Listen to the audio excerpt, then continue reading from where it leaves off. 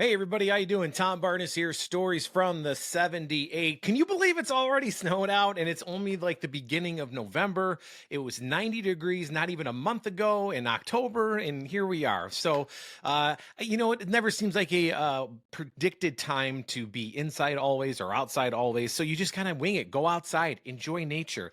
And I know a lot of folks don't have cars or they don't choose not to own cars, but there's a lot of places that you can access trail wise with the help of public transportation, either the Metra, the South Shoreline, the CTA.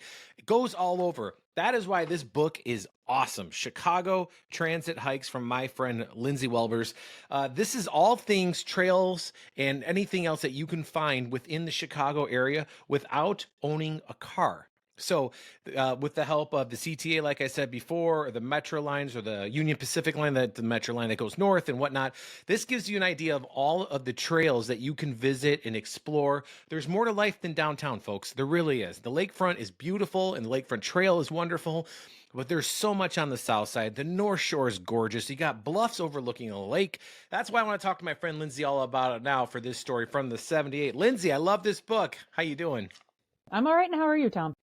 I'm doing well. I really enjoyed your book or your guide, more or less. I mean, it's just this fantastic little, it's so handy and like perfect to like put in your backpack and just like go and explore, right? Yep. We did that on purpose. We wanted it to be a little on the skinny side specifically so you could do that. And what was the reasoning for this? Are you an avid hiker or were you just, you just love going, enjoying what the city has to offer, the outlining areas of the city? Well, all of it. Yeah. Yes to all of it. So this is the second edition. When I first wrote the first edition, well, let me take a step back. Sure. Before I wrote the first edition, I was living in Logan Square and it was really pretty great. I was in one of those apartments on like Whipple and Armitage, and there was trees everywhere. I could walk to the blue line and be under the tree canopy the entire time. And I really never stopped to think that I wasn't connected to nature. Like it was just very easy to feel like kind of you were in nature all the time, even though, you're in Logan Square. It's one of the most densey city neighborhoods we've got. And then I could afford to buy a house, but not in Logan Square. So I moved further up the blue line. Now I'm up here in Jefferson Park. And We're neighbors. Oh, hi. Yeah, I'm right by Superdog. Oh, nice. I am a little further south by like Central and Milwaukee. Oh, So, I am we are really pretty close. Yeah, I'm at Austin, and like technically I'm at Austin and like where Austin and Elston meet. Yeah, not far at all.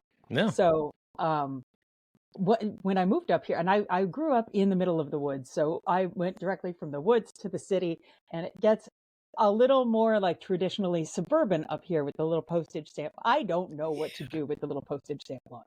I still don't quite know how to deal with it. So my question to myself was, where can I go and feel connected to nature near my new near my new house? And so I'm here on the blue line. So that was pretty easy. And then we've got 2 Metra lines within a mile of my house down here. Yeah. So I just took a look at all the maps and I looked at the train line. So sincerely, where can I get into the woods from my new place? And then once I'd figured out that process, I just did it for the rest of the train lines. And then we had a book.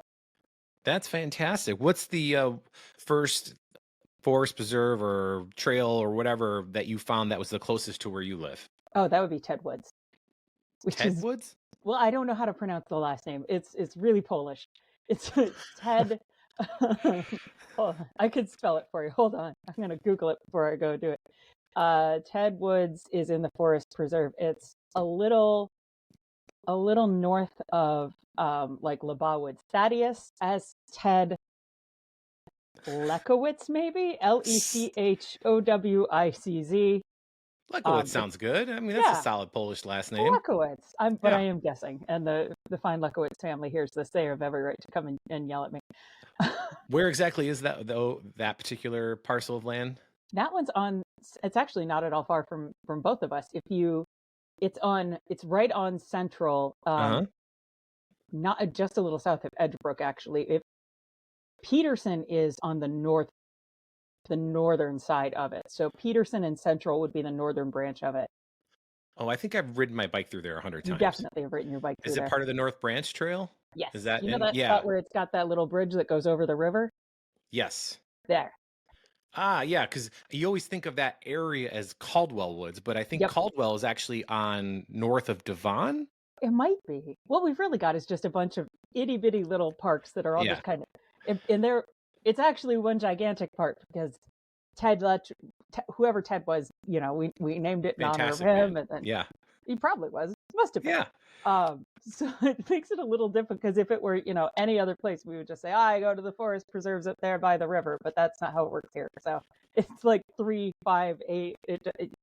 Yeah, and then you get up to Bunker Hill, and Oh, Bunker Hill, I've been. Yeah. yeah. So you say that that's how people say here. Where are you from then? Where am I from? I am Yeah, you from. said you were from the woods. I remember I you saying am. earlier. Do you know where Starved Rock is? Yeah, of course. It's half an hour west of that, middle of Ah, nowhere, okay, in the woods. in the woods. Oh, so you appreciate a good fairy tale, I imagine. I do. I Yeah. do. Okay. Sorry, it's random.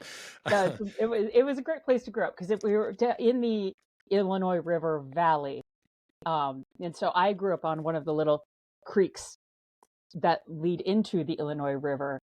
So the river is huge. I didn't play there as a kid, but all of the little creeks and tributaries in my backyard. So not flat, lots of topography back there. You know who did play there when they were a kid? Who? Ted. He probably did. Probably did. I don't know. Just kidding. Just bring it back to Ted. Sorry, get back on topic here. So you looked at the train lines and you found the trails that were close. Yep. And when I was doing the intro, I was thinking, people, I think, have the wrong perception of like Illinois, for one. Oh, They just totally. think it's flat. Yep. And then Chicago, too, for 100 other reasons. But, I've worked in this city for over 20 years, and I realized that our forest preserves around the city are gigantic. I think they're the second largest forest preserves outside of like national parks in the Mhm. country. I don't know They're who's way number up there, one. yeah. Yeah. And they go on and on and on Yep. forever. Like if you look at a map of like the entire state, you can see where like, especially around like Cook County, the forest Mhm. reserves of Cook County are just massive. So there's more to like enjoying nature in Yep. Chicago, especially than the lakefront path, which is great and it's beautiful and I love Yep. it. But you mentioned Logan Square, and you got like the 606 that kind of cruises through Logan Square, among other areas in the 606, all city. the boulevards, Palmer Square. Palmer Square Palmer does a Square. lot of heavy lifting. But yeah, Palmer Square is like a fun little oasis in the middle of the city because it's just like this. There's a lot of, isn't it now an arboretum? It is an arboretum, but it's also got a really fascinating. It was the first. I think it was a. I don't know if it was officially a velodrome, but it was one of the first bike tracks ever made in the history of bike tracks. Yeah, that's very And true. they would, and so now it's the walking path that around Palmer Square, but and that was because the founder of the Schwinn Bicycle Showing Company bicycles. Yeah. used to live right there on that corner, where the little elementary school is now. Isn't that, I, It's so when crazy. I do these stories with people, we find like, I knew that story from before, from doing an interview like this. And I was like, no way. But Yep. Chicago's filled with hundreds of those stories because Yep. so much happened here. So much of why we do things in the world, it started here so randomly, but like, yeah, like the Schwinn bicycle and the Yep. velodrome. And then there was another one on the far south side, like Hegwish-ish, Yep. way down there. But speaking of Hegwish, that is surrounded by a lot of forest preserves or nature preserve areas now in a former area that used to be full of steel mills and it was really Hmm. gritty. Now you go down there and there is just beautiful nature everywhere. I imagine it was probably a lot of fun. I mean, did you go explore all these places that you found or Not were all you of them, but a curious? lot of them. I know it'd probably Uh, take you a good while, right? it did. It did. I did a feasibility study on absolutely every single one of them, though. So just for the record, we didn't just take some wild ideas and go, I don't know, that looks good. No, there were definitely. I didn't get to all of them. I got to a lot of them, just a lot. And I'm still working my way through them. I think I went through, got like three of the 6 camping spots out this summer. It was great. Oh, wow. Yeah, I want to finish the rest, but it's snowing now, so Yeah, no, not now. A little yeah. chilly. Go ahead. Well, I was gonna say, what was the one that surprised you the most? Where you were just like, how is Oh, this in Illinois? Seriously. there's actually kind of a bunch of them that were like that. Ah, shoot, what is the There were a lot of them. A lot. The answer to that is a lot. So when when let's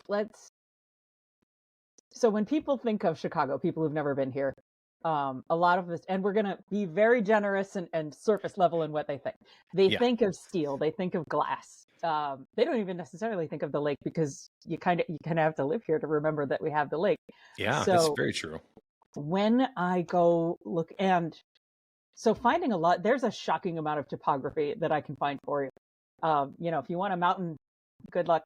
Go find a mountain. I can't help you there, but I can get you a good hill to walk up down. Yeah. And it was really I'd say the diversity of landscapes that was really most shocking to me. Because I wasn't surprised by anyone in particular, but when you say, okay, I'm only going within the space that I can get to on the Metra, and then you find sandstone bluffs, and they're in a way different spot than the sand dunes are. And I found one natural waterfall. We didn't build it. It's real. It's Where? here. It's out by Robinson Woods. There are a couple of, I want to say, Black Hawk War soldiers who got buried out there. And I think they probably died of cholera. So, Huh. but it would have been during the Black Hawk War. And Yeah. they were buried near the one waterfall. So good for them. It's like 8 feet. It's not big, but it's there and we didn't build it. Take credit when we have it, right? 8 Yeah, feet or right? not, it's still a waterfall, and It's what we got. yeah, it's not Niagara, but that's fine. And even when it is really, really flat, the places that you tend to find intense flatness, we're not hiking around the cornfields. That's only so much fun. But when you do find, it tends to be, there's a couple of remnant prairies back there in the book. So a remnant prairie was never touched by a steel plow. It was as it would have been when we would have first settled the prairie state. And now we have dramatically fewer prairies than we used to. So the fact that we could still find a few that have never seen a steel plow, original, unadulterated, and What there's a few of those what part of the state are those in? in the book. Well, I know they're in the book. Do you remember where about ish? Where was them? I mean, they're all in there. There's a couple. To be fair, I'm cold calling all of these on you. I apologize, but I was just curious if you don't, it's fine. It was just I know it was in the book, and that's what people can explore when Yeah. they're exploring the book for sure. One, and it's not transit adjacent, but the biggest local remnant prairie that I can think of off the top of my head is the Wolf Road Prairie. And if you want to get a bicycle, it would actually be pretty easy to get to from the train.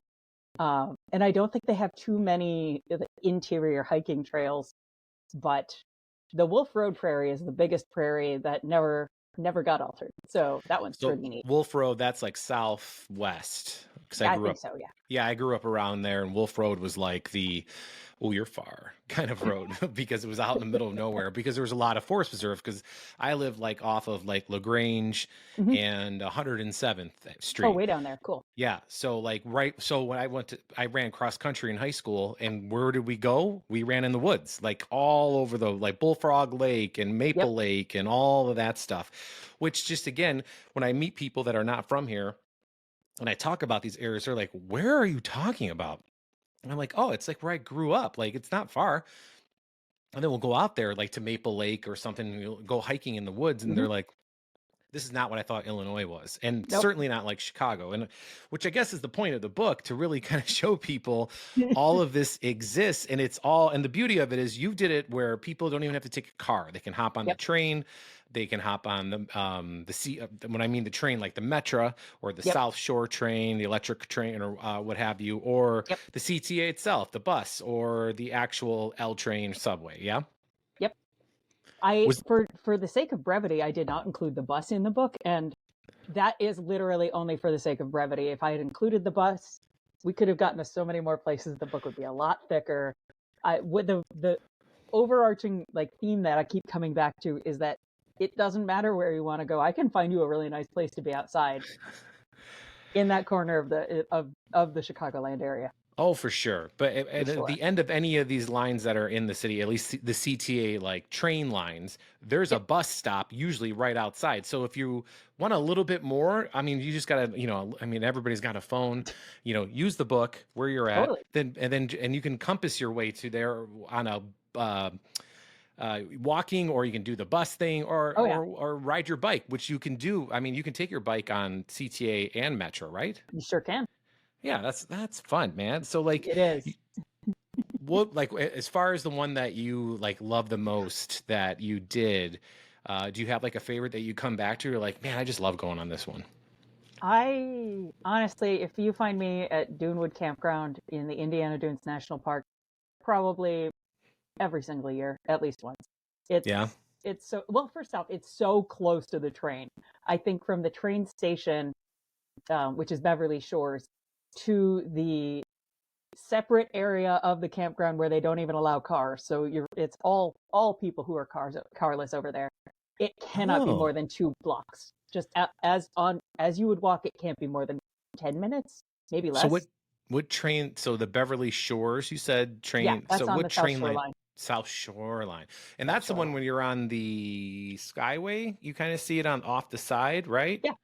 Yep. Like it's almost yeah. Okay, Yep. I It it's goes so through some really beautiful spots, which I know you don't think about because it's that corner of Indiana, but it goes through some really beautiful spots down there. So if you're going from like Beverly Shores, I'm guessing that's near the Beverly neighborhood, right? Beverly Ish. Shores is down in Indiana Dunes. Oh, my It bad. No, is not well, no, ish, that's but no. okay. We left Illinois. We're in Indiana now. Got it. So if Got it.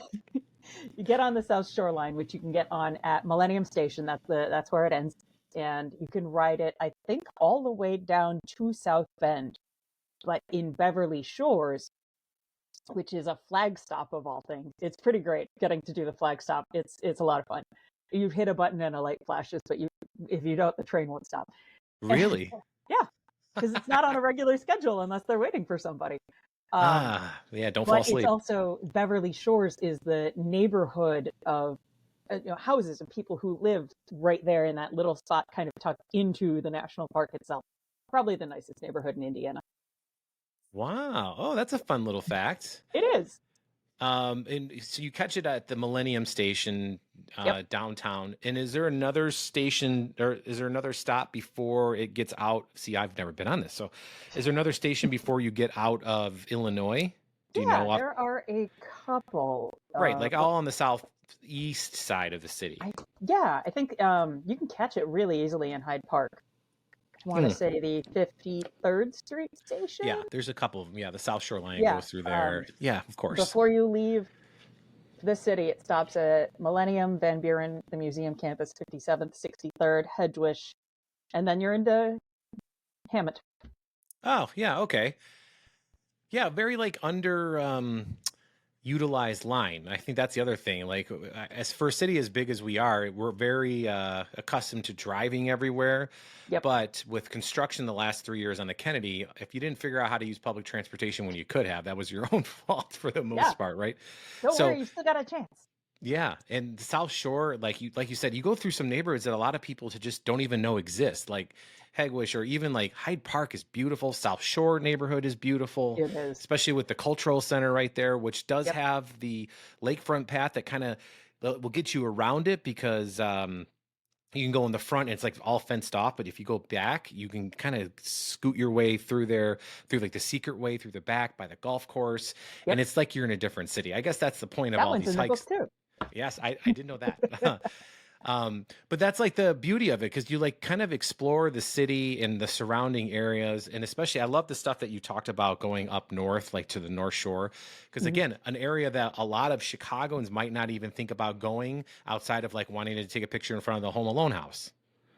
Sure, and you can do that, but then there's lots of other neat stuff you can check on your way through or past, or yeah. Does anything What up that way stick out to you? up there? I would just keep going until you get to Zion if it were me, or even you don't even have to go that far because you can go to Fort Sheridan. You don't Yes, have that to is go in all the the way book. to Zion because you can go all the way to Fort Sheridan. Fort Yeah. Sheridan is so gorgeous, and I know what I'm about to say and what kind of weather we had today. Fort Sheridan is extra gorgeous in the wintertime. Uh, Really? What? I Why? think so anyway. I like a good winter hike first off. And there's fewer people around in the winter time, but Sure. because the lake freezes over and but you still have lake access up there. I like to pick up rocks. So here's some rocks that I've picked up. Okay.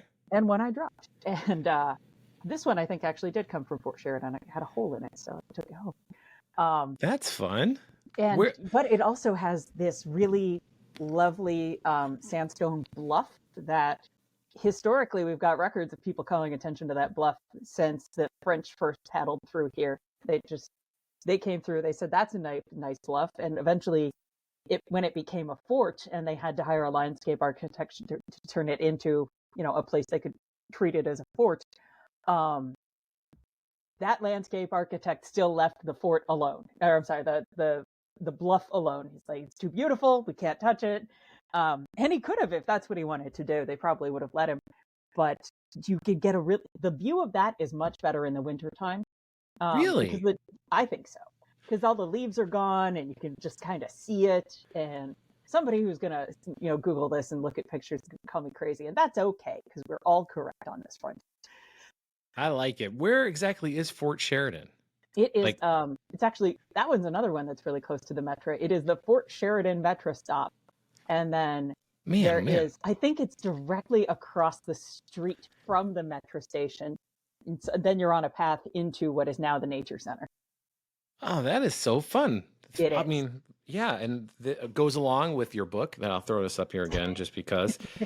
But Chicago Transit hikes because we just talked about a couple places that I didn't even know about. I mean, I think I might have heard of Fort Sheridan like over Yep. there 20 years ago, Yep. but I didn't have any clue where it is. So the fact that you can take a Metra train, which is again the point, but taking a train where and just go like exploring. I mean, I remember when I first moved to the city years ago.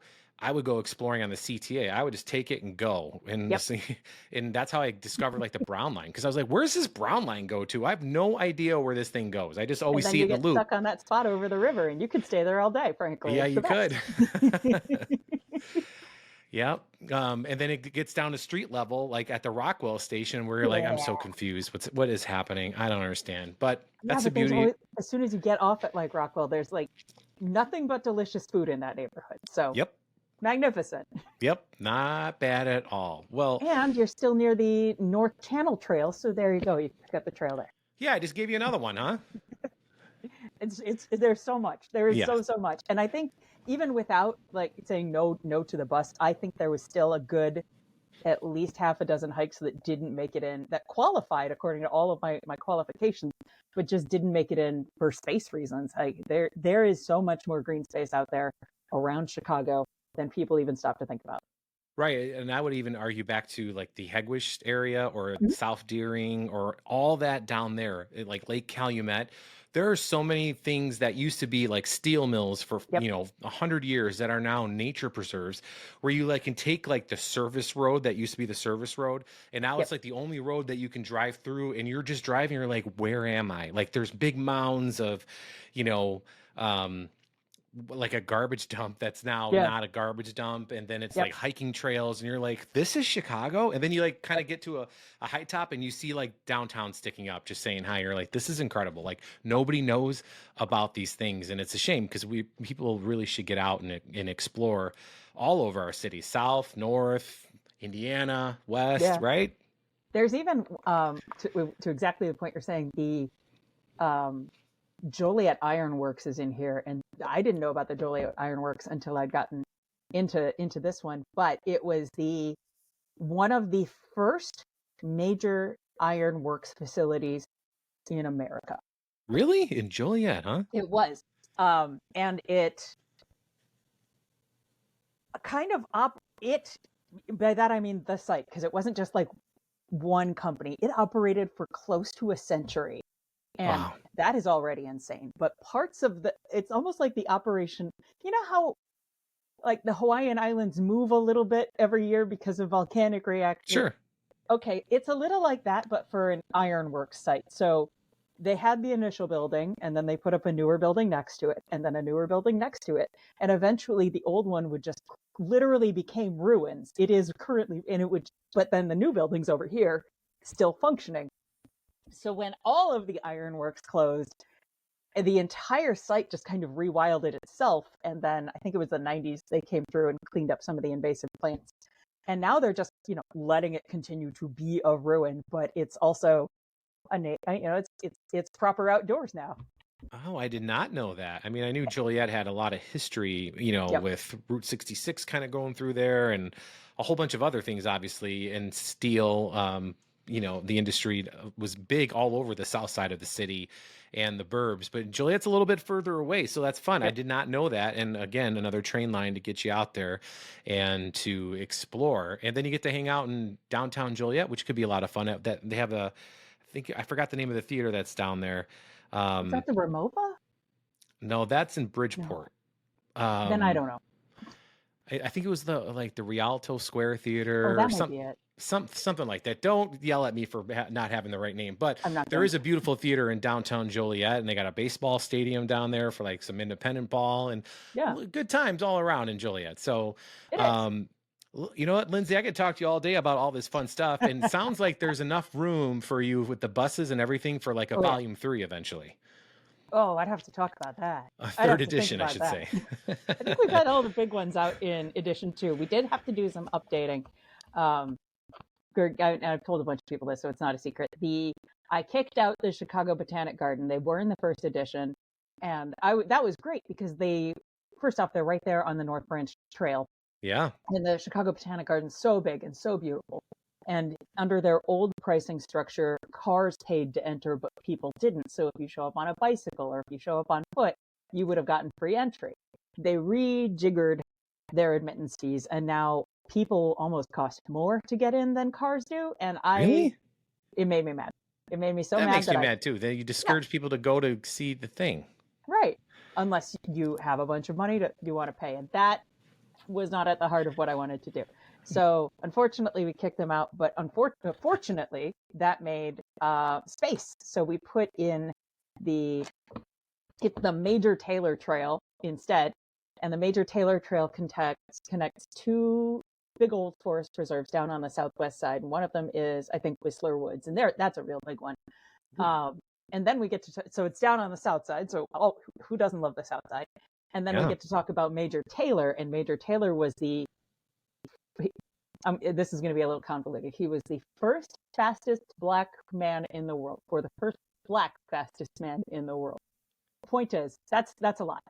That is a lot, yeah. That is a lot. So when he should have a damn forest preserve named after him. Right. He's actually got a bunch of cycling clubs left. He was super, super cool. So he grew up after he was an African-American man. He grew up after the Civil War when a bicycle is a brand new piece of technology. It didn't exist before, and it did when he was a kid. So he used to put on like a soldier's uniform, which of course the war's been over. So it's just a kid on a bicycle in a soldier's uniform doing bike tricks out front of a local bike shop. And that's how he earned the nickname Major Taylor. He was never in the military. But when he eventually did, when he became Major Taylor, a lot of the races were explicitly whites only, which is obviously dumb, but they did it anyway. And he would like literally wait behind a bush with his bicycle and wait for everyone else to go, and then come from behind and just win the race. Oh, that's awesome. And just basically dare them. What are you gonna do? What are you gonna do? I beat you all. I've never heard this story. This is fantastic. This is on the south side. Do you know what area of the south side off the top of your head? Off the top of my I keep putting you on the spot. I want to say somewhere in the Roseland region. Do you know where the highway splits off? Oh yeah, yeah. It's around there. By Chicago State University is right around there where it splits. So, yeah. Somewhere down there. Okay, so I got something there's a whole bunch of research I got to do just on Major Taylor. Major Taylor. Yeah, on the south side. For sure, when you say south side woods, I automatically think of the Dan Ryan woods. I think they're in there. They've got to be in there. That's like in the Beverly area, but there's a bike path that goes through there, and it connects to a meadery. If you know what a meadery.